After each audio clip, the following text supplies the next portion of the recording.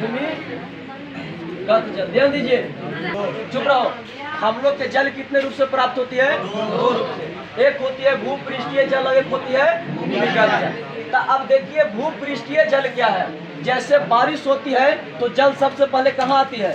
भूमि पे आती है, भूमि पे नहीं आती है। और भूमि पे आने के बाद ये जो कुछ जल होते हैं कि पुनः भूमि से बाष्पीकृत होकर के कहाँ जाते हैं बाबू? ऊपर जाते हैं। कहाँ जाते हैं? ऊपर। अब ध्यान दीजिए बाबू, 20% जो जल होता है, ध्यान दीजिए, 20% जो जल होता है वो जाता है भूमि से कहाँ बाबू? ऊपर जाता है। कहाँ जाता है? ऊपर जाती है। और 80% जो जल होता है कहाँ जाता है बाबू? भूमि के नीचे। ध्यान दीजिए, जब ऊपर से बारिश गिरती है कहाँ पे बाबू?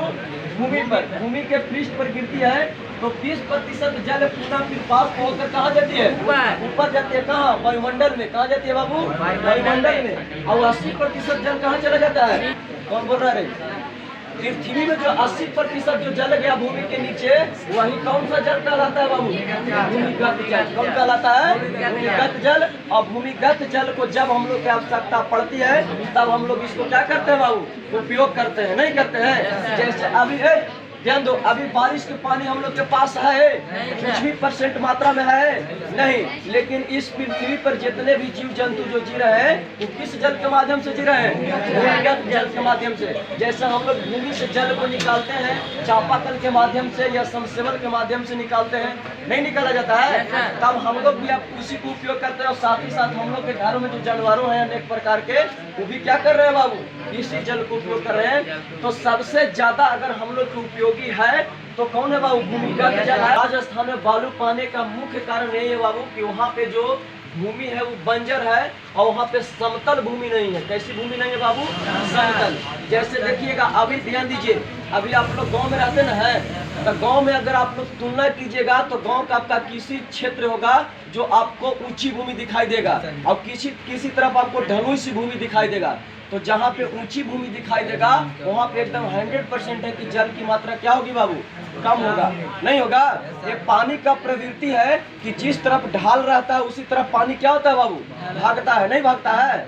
हाँ, तो बताइए कि जिस तरफ भूमि नीचे है उसी तरफ ना नीचे जो पानी है जो भागते रहता है। जितना मात्रा में आप लोग नदी और तालाब को पानी को भागते हुए देखते हैं उतना ही मात्रा में नीचे भी जल भागते रहता है। क्या होता है बाबू? भागते रहता है। या कभी कभी आप लोग ये भी सुने होंगे कि हमारे गांव में जो लेयर है वो 120 फीट पे है। कितना बाबू? 120 फीट। 120 फुट कहने का मतलब समझ रहे हैं? यानी कि 120 फुट क्या है बाबू? नीचे पानी है। या कोई आप ही लोग के दोस्त बोलेंगे कि नहीं मेरा गांव में 50 फुट बोरिंग कीजिए और पानी क्या होता है बाबू? मिल जाता है। तो ऐसा क्यों है? क्योंकि वहाँ पे जल की जो स्तर है, जो भूमि के जो स्तर है उस गांव की अपेक्षा क्या है बाबू? नीचा है। क्या चला? नीचा है। इसीलिए वहाँ पे जल स्तर जो कितना फुट पर है बाबू? 50 फुट पर है। और जिनका स्तर ऊंचा है उनका भूमि कितना पर है बाबू? जल 120 फुट पर है। कितना पर है बाबू? 120 फुट पर है। ध्यान दीजिए। हाँ, आप यहाँ पे क्वेश्चन करें तो राजस्थान एक ऐसी भूमि है जहाँ पे खाली बालू ही बालू है। क्या है बाबू? बालू ही बालू है।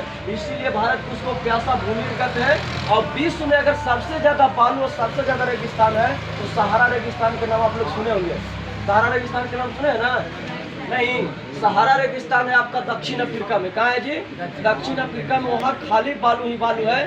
ध्यान दीजिए, तो वही है राजस्थान में खाली बालू है बाबू। और वहाँ पे ज्यादा मात्रा में ऊंट पाया जाता है। क्या पाया जाता है बाबू? ऊंट पाया जाता है। वहाँ के जितना भी, जैसे ध्यान दीजिए, जैसे हम लोग के बहुत दूर तक जाना होता है तब 4 व्हीलर का इस्तेमाल करते हैं ना, तो राजस्थान में ज्यादातर जाइएगा तो ऊंट का इस्तेमाल किया जाता है। किसको बाबू? ऊंट का जो पैर होता है वो गद्देदार होता है। गद्देदार कहने का मतलब समझ रहे हैं? हाँ, बालू पे चलता है। उसका बालू में कभी पैर धंसता नहीं है। लेकिन हम लोग बालू पर चलिएगा ना तो 2 से 3 किलोमीटर जाते जाते हम लोग के पैर लगा कि अब उठ ही नहीं रहा है। क्या होता है बाबू? लगता है कि दब गया बालुए में। लेकिन ऊंट को ऐसा नहीं होता है। और ऊंट एक ऐसा प्राणी है बाबू कि एक बार पानी पीता है तो फिर 12 माह तक पानी नहीं पीता है। ध्यान दीजिए, ऊंट के शरीर में बाबू एक चेंबर होती है। क्या होती है बाबू? चेंबर कहने का मतलब समझ रहे हैं? एक थैलीनुमा चेंबर होती है। एक बार ऊंट पानी पी लेता है और पूरा उसी चेंबर में पानी को क्या कर लेता है? एडजस्ट कर लेती है। पूरा पानी को क्या कर लेती है? एडजस्ट कर लेती है। जब उसको प्यास लगता है तब बस उसी चेंबर से पानी को निकालता है और जिस अंग को पानी की आवश्यकता होता है उस अंग में पुनः क्या कर देती है? छोड़ देती है। कौन? ऊंट। कौन बाबू? ऊंट। इसीलिए राजस्थान का जहाज कहा जाता है किसको? ऊंट को। ध्यान दीजिएगा, राजस्थान को जहाज किसको बोलते हैं बाबू? ऊंट को बोला जाता है।